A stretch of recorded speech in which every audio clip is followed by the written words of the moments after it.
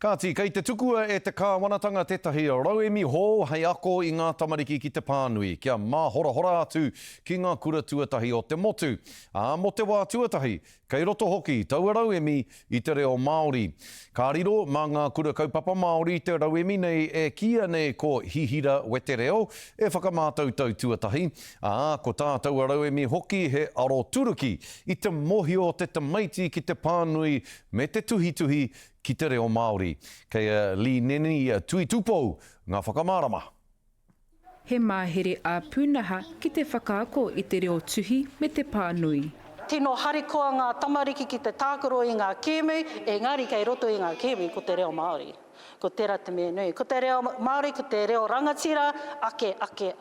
Ki taku mōhio i te whenua nei nā, hore kau tētahi mea, e rite ana ki te reo Pākehā Nāreira. Take mai tēnei aromatawai i roto i nei mahi, mā ngā tamariki e ako ana i tō tātou reo rangatira.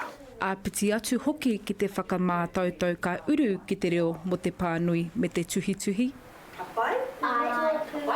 Ki te tautoko i ngā tamariki, kia hangaia i te reo te whare kōrero Māori ni, ara ko rangaranga reo tā tētahi wahanga noiho o taua whare, mā tāmua ko te reo āwaha, whakarongo kōrero. I tai atu te minita mā tauranga a Erica Stanford ki te kura tuatahi o Rānui. Nā te mea ko rātou te tuatahi ka whakamahi i tēnei rautaki reo Māori hou.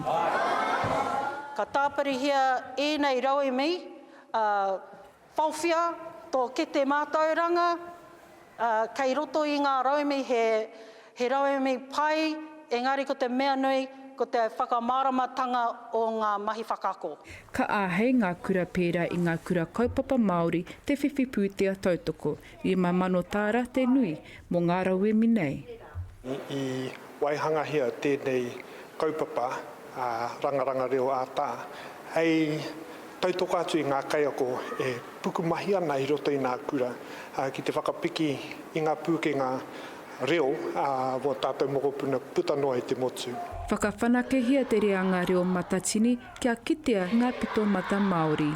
Lineni tui tupou, te karere.